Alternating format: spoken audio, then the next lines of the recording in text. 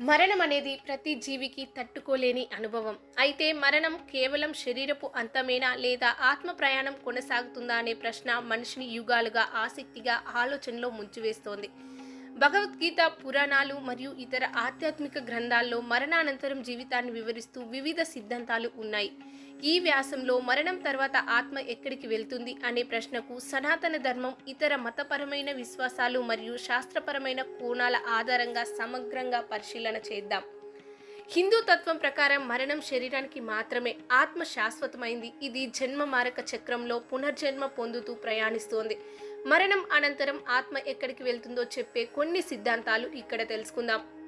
పునర్జన్మ సిద్ధాంతం. భగవద్గీత ప్రకారం వస్త్రాలు మార్చినట్లే ఆత్మ కొత్త శరీరాన్ని తీసుకుంటుంది. కర్మ సిద్ధాంతం ప్రకారం వ్యక్తి చేసిన సత్కార్యాలు, పాపకార్యాలు ఆధారంగా ఆత్మ కొత్త జన్మను పొందుతోంది.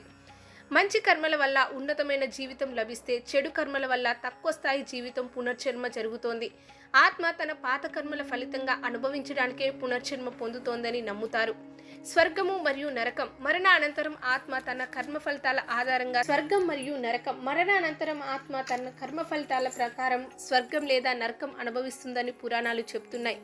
స్వర్గం అంటే సత్కార్యాలకు ఫలితంగా లభించే ఆనందమయం. నరకం అనేది పాపాల ఫలితంగా అనుభవించే శిక్షా స్థలం. ఈ అనుభవాలు శాశ్వతం కాకుండా తాత్కాలికమే. ఆ తర్వాత ఆత్మ కొత్త శరీరంలో పునర్జన్మ పొందుతోంది. మోక్షం అనేది ఆత్మ యొక్క శాశ్వత విముక్తి, అంటే పునర్జన్మ చక్రం నుండి ఆత్మను విడుదల చేయడం. ఇది సాధించడానికి జ్ఞానం, భక్తి మరియు నిష్కర కర్మ అనుసరించాలి.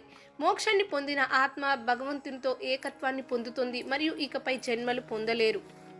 బౌద్ధ మతం ప్రకారం ఆత్మ అనేది భావన ఉంటుందేమో కానీ దృష్టి కర్మచక్రం మీదే ఉంటుంది. మరణం తర్వాత చైతన్యం అనేది పునర్జన్మ రూపంలో కొనసాగుతోందని నమ్మకం.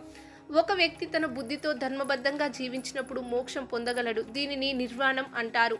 ఇది దుఃఖం నుండి శాశ్వత విముక్తిని సూచిస్తోంది. జైన మతం ప్రకారం ఆత్మ తన పాపపుణ్యాల బరువు మేరకు పునర్జన్మలు పొందుతోంది. మోక్షం లేదా కైవల్యం లభించినప్పుడు ఆత్మ స్వతంత్రంగా ఉండి శాశ్వతమైన ఆనందాన్ని లభిస్తోంది.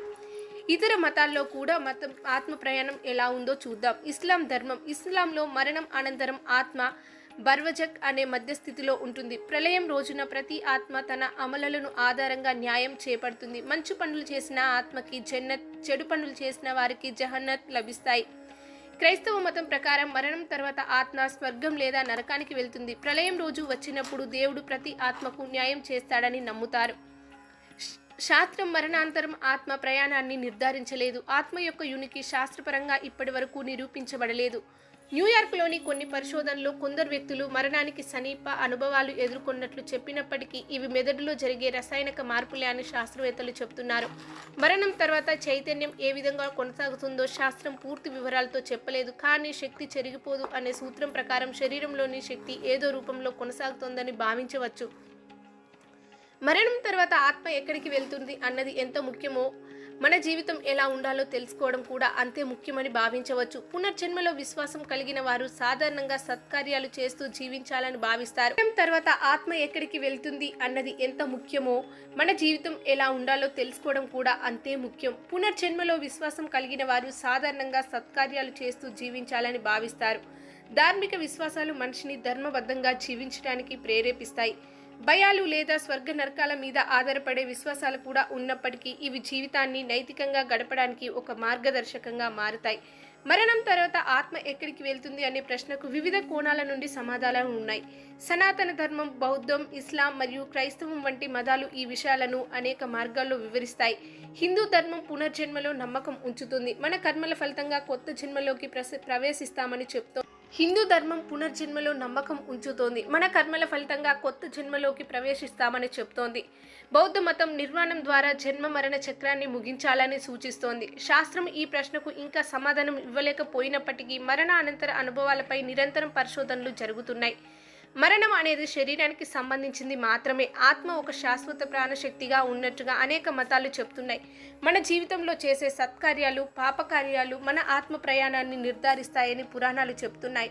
ఎటువంటి విశ్వాసాలు ఉన్నా ప్రస్తుత క్షణాన్ని స్వార్థకంగా గడపడం, ఇతరులకు సహాయపడుతూ ధర్మబద్ధంగా జీవించడం మనుషులందరికీ ముఖ్యమైన విషయం. మరణం తర్వాత ఏం జరుగుతుందో తెలియకపోయినా మన జీవితాన్ని ప్రామాణికంగా సత్కార్యాలతో జీవించడం ద్వారా మన ఆత్మకు శాంతి అందించగలుగుతాము. ఇలాంటి ఇంట్రెస్టింగ్ వీడియోస్ కోసం ఇప్పుడే ఈ ఛానల్ని సబ్స్క్రైబ్ చేయండి. దీని మీద మీ అభిప్రాయాన్ని కామెంట్లో తెలియచేయండి.